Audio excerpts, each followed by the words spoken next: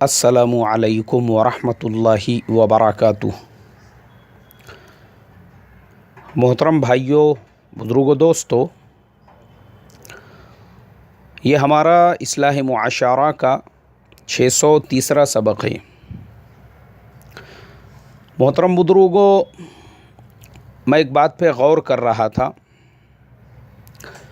कि ये विजय माल्या, ललित मोदी, नीरव मोदी, इनके साथ में एक और नाम जुड़ गया है, कोठारी। हज़ारों करोड़ के बड़े बड़े घोटाले करने के बाद, बड़े बड़े स्कैम करने के बाद में भी आप देखेंगे विजय माल्या 2 मरतबा राज्यसभा का मेंबर रह चुका है। अभी आज की पोजीशन में भी वो राज्यसभा का मेंबर है। ललित मोदी IPL का चेयरमैन, आप देखेंगे उसकी तस्वीरें मिनिस्टर्स के साथ में, बड़े बड़े वज़ीरों के साथ में, PM के साथ में, CM के साथ में।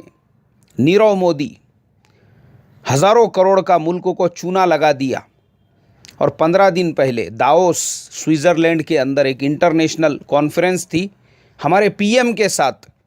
यानी PM जो है चंद चुनिंदा लोगों को अपने साथ में ऐसी बड़ी बड़ी कॉन्फ्रेंसों के अंदर लेकर जाते हैं। वैसी कॉन्फ्रेंस के अंदर किसको चुना?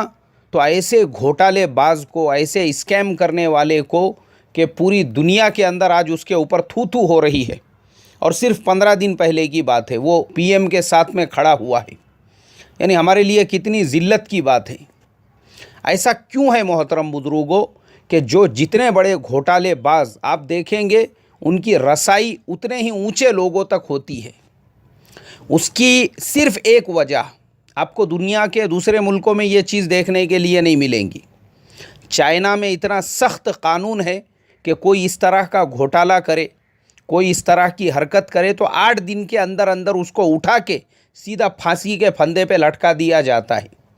चाइना के एक मिनिस्टर मरने के बाद शाही अंदाज में उसको 21 तोपों की सलामी दी गई और उसको दफन किया गया। लेकिन दफन करने के 8 दिन बाद में पता चला कि एक घोटाले में इसका भी नाम है। उसकी पूरी जब इंक्वायरी की गई तो पता चला कि हाँ, ये भी उसमें शामिल था। आपको सुन के हैरत होंगी, चाइनीज़ गवर्नमेंट ने उसकी कब्र खोद कर उसकी लाश को निकाल कर फांसी के फंदे पर लटकाने का हुक्म दिया और तकरीबन कई दिनों तक उसकी लाश उसी तरीके से लटकती रही और पूरी दुनिया का मीडिया उसको देखता रहा। क्यों? इसलिए कि उन्होंने अपने मुल्क के रहने वालों को ये पैगाम दिया, इस मुल्क का कानून वज़ीर के लिए भी वैसा ही है, करोड़पति के लिए भी वैसा ही है, अरब और खरबपति के लिए भी वैसा ही है जैसा एक आम इंसान, एक गरीब इंसान के लिए है। हमारे यहाँ पे वैसा नहीं है। हमारे यहाँ पर डबल स्टैंडर्ड है। हमारे यहाँ गरीबी का डेफिनेशन बदल चुका है। हमारे मुल्क में एक तरफ तो 11-11 हज़ार करोड़ के ऐसे घोटाले करने वाले हैं और दूसरी तरफ इतनी गरीबी, इतना इफलास, इतनी मुफलिसी। मैंने देखा PM साहब ट्विटर के ऊपर लिख रहे हैं कि आज मुल्क के अंदर हर जगह पर हमने मेडिकल फैसिलिटीज़ कर दी हुई है, हमने गरीबों की एक ऐसी हुकूमत बनाई है जिसके अंदर गरीब सुकून का सांस ले सकता है, जिसके अंदर शेतकरी किसान खुशहाली की ज़िंदगी गुजार सकता है। लेकिन रियलिटी क्या है वो मैं आपको बताता हूँ।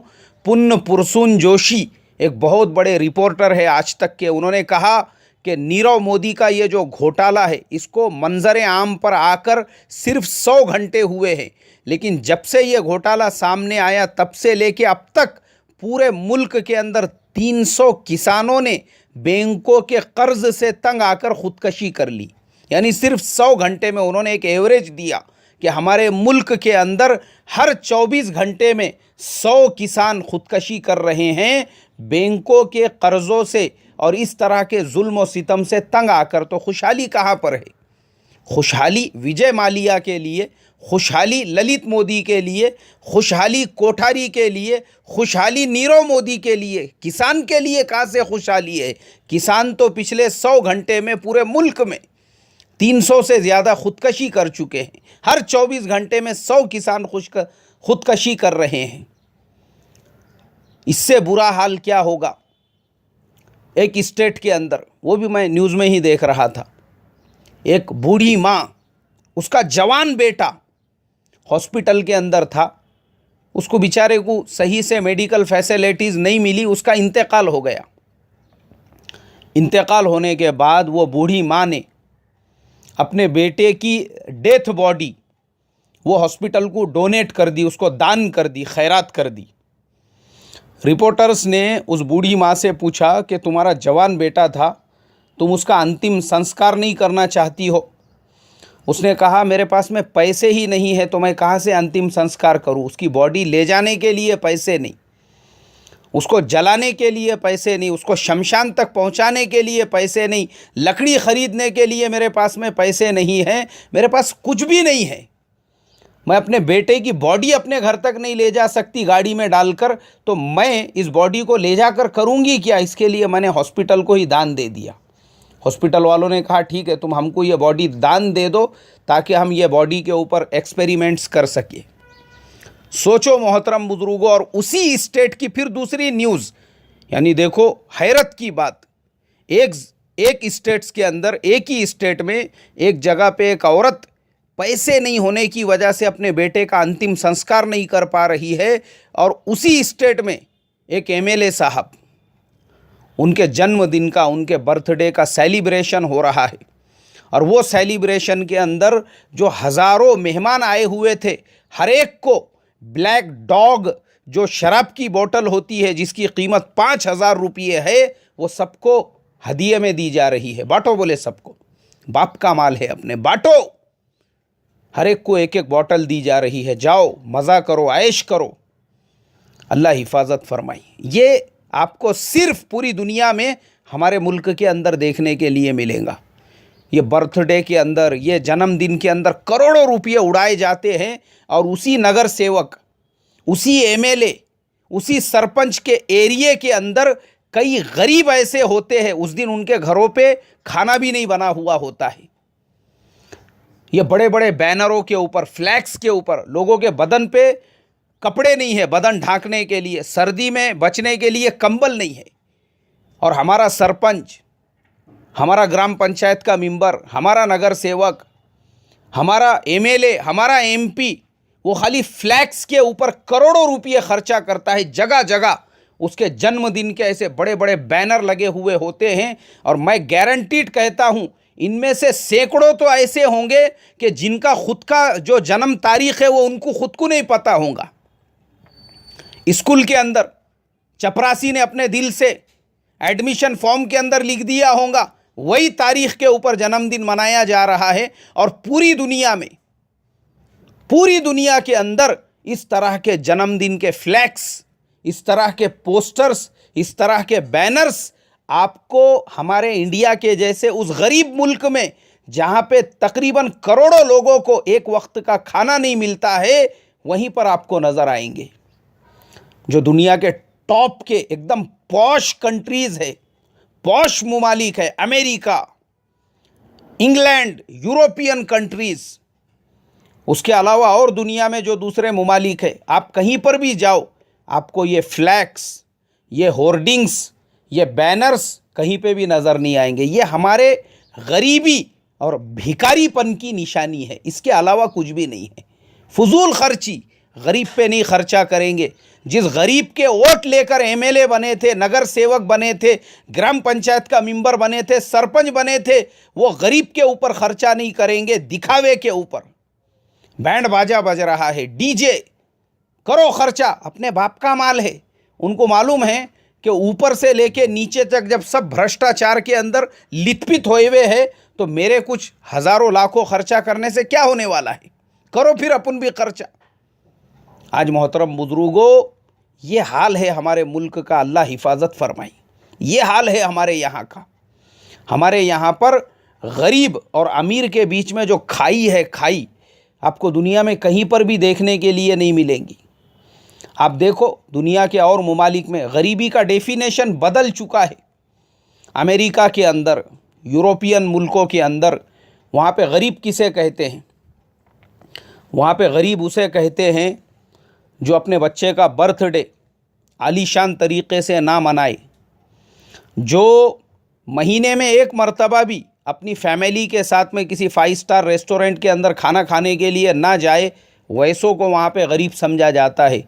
इसलिए आज हमारे यहाँ पे फाउंडेशन जो बनते हैं गलियों में, मोहल्लों में और बहुत सारे गाँवों में, बस्तियों में लोग जो है फाउंडेशन बनाते हैं, गरीबी मुक्ति फाउंडेशन और गरीबी निर्मूलन फाउंडेशन और पता नहीं क्या क्या बनाते हैं ताकि गरीबी ख़त्म हो, लेकिन वो गरीबी ख़त्म नहीं होती उसकी वजह से।